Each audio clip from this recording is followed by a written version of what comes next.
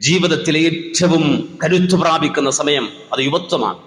അത് അല്ലാഹുവിന്റെ അടുക്കൽ പരിഗണനീയമായ സമയമാണ്. നമ്മുടെ ജീവിതത്തിന്റെ വിജയാപജയങ്ങളെ തീരുമാനിക്കാൻ കഴിയുന്ന സമയമാണ് യുവത്വം.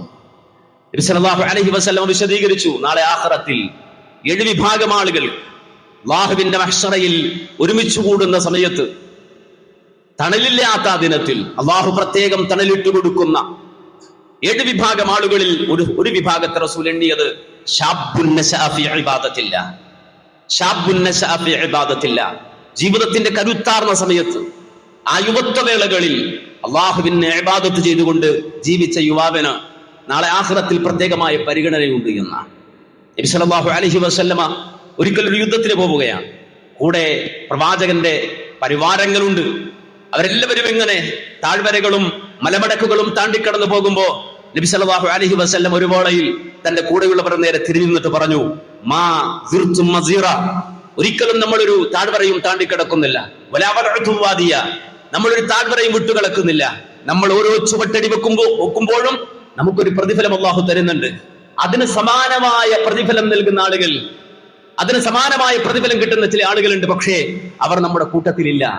അവർ നമ്മോടൊപ്പം പടക്കു വന്നിട്ടില്ല. അവർ നമ്മോടൊപ്പം ഒരു താഴ്വരയും താണ്ടിക്കിടക്കുന്നില്ല. അവരവരുടെ വീടുകളിലെ കട്ടിലുകളിലാണ്. പക്ഷേ നമ്മൾ എത്ര താഴ്വരകൾ താണ്ടിക്കിടക്കുന്നുവോ അതിനനുസരിച്ച പ്രതിഫലം കട്ടിലുകളിൽ കിടന്നവർ വാങ്ങുന്നുണ്ട്. ആരാണവർ? റസൂല് പറഞ്ഞു, ഹബസഹുമുൽ മറദ്, അവരിപ്പോൾ രോഗികളാണ്, അവരിപ്പോൾ പ്രായാധിക്യം ചെന്ന ആളുകളാണ്. അവരുടെ യുവത്വ കാലഘട്ടത്തിൽ നമ്മെക്കാൾ ആർജവത്തോടെ ഓടിയവരും അതുപോലെ തന്നെ നമ്മളെക്കാൾ ഉഷാറായി പണിയെടുത്തവരുമാണ്.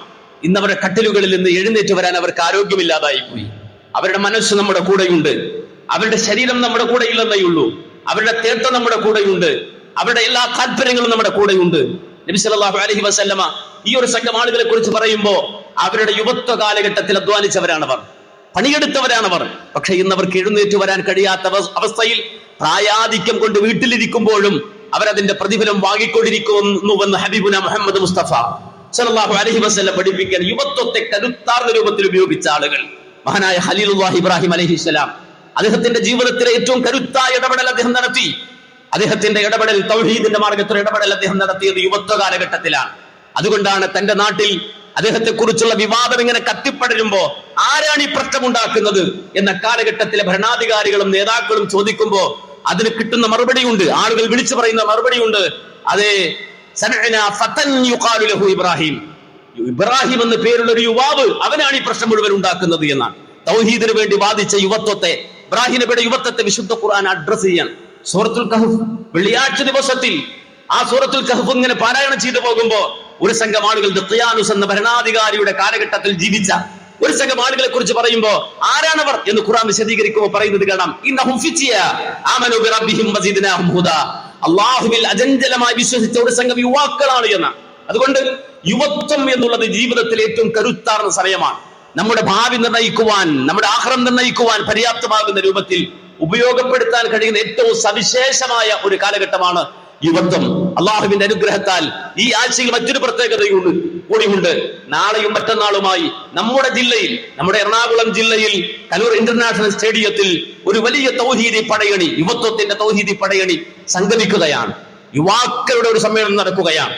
ഇത്തിഹാദ് ശുബ്ബാനിൽ മുജാഹിദീൻ, മുജാഹിദ് യുവത്വത്തിന്റെ ഒരു സമ്മേളനം ഇൻഷാ അല്ലാഹ് ഈ വരുന്ന നാളെയും മറ്റന്നാളുമായി നമ്മുടെ കലൂർ ഇന്റർനാഷണൽ സ്റ്റേഡിയത്തിൽ നടക്കുമ്പോ നമ്മളവരെ സ്വീകരിക്കുന്ന ആതിഥേയരാണ്. കേരളത്തിനകത്തിൽ നിന്ന്, പുറത്തു നിന്ന്, കർണാടകയിൽ നിന്ന്, തമിഴ്നാട്ടിൽ നിന്ന്, അതോടൊപ്പം തന്നെ കാസർഗോഡ് മുതൽ തിരുവനന്തപുരം വരെയുള്ള ഭാഗങ്ങളിൽ നിന്ന് നമ്മുടെ ഈ ജില്ലയിലേക്ക്, നമ്മുടെ കലൂർ ഇന്റർനാഷണൽ സ്റ്റേഡിയത്തിലേക്ക് യുവസമൂഹം ഒഴുകിയെത്തുമ്പോ അവരെ സ്വീകരിക്കാൻ നമ്മളെല്ലാവരും അവിടെ ഉണ്ടാകണം. അവരെ സഹായിക്കാൻ നമ്മളെല്ലാവരും അവിടെ ഉണ്ടാകണം. അവർക്ക് വേണ്ട എല്ലാ ഒരുക്കങ്ങളും ചെയ്തു കൊടുക്കാൻ നമ്മളെല്ലാവരും അവിടെ ഉണ്ടാകണം. നമ്മുടെ ഇന്നത്തെ സ്വതക്ക അവർക്ക് ഭക്ഷണം നൽകുവാൻ വേണ്ടിയുള്ള സ്വതക്കയാണ്.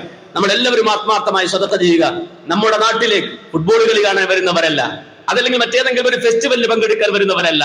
അള്ളാഹുവിന്റെ ദീൻ, അള്ളാഹുവിന്റെ മാർഗത്തിൽ ഒരു ദിവസം ചെലവഴിച്ച്, പൂർണ്ണമായി അതിൽ ചെലവഴിച്ച്, നാളെ വൈകുന്നേരം അതിന്റെ രാത്രി ചെലവഴിച്ച് ഇവിടെ ഉണ്ടാകണമെന്ന് ആഗ്രഹിച്ച് നമ്മുടെ ഈ നാട്ടിലേക്ക്, നമ്മുടെ ജില്ലയിലേക്ക് ഓടി വരുന്ന ആ യുവത്വത്തെ, ആ യുവാക്കളെ സ്വീകരിക്കാൻ നമ്മളെല്ലാവരും മനസ്സുകൊണ്ട്, ശരീരം കൊണ്ട് തയ്യാറാകണം. നമ്മളെല്ലാവരും നമ്മുടെ മക്കൾ സമേതം അവിടെ ഉണ്ടാകണം.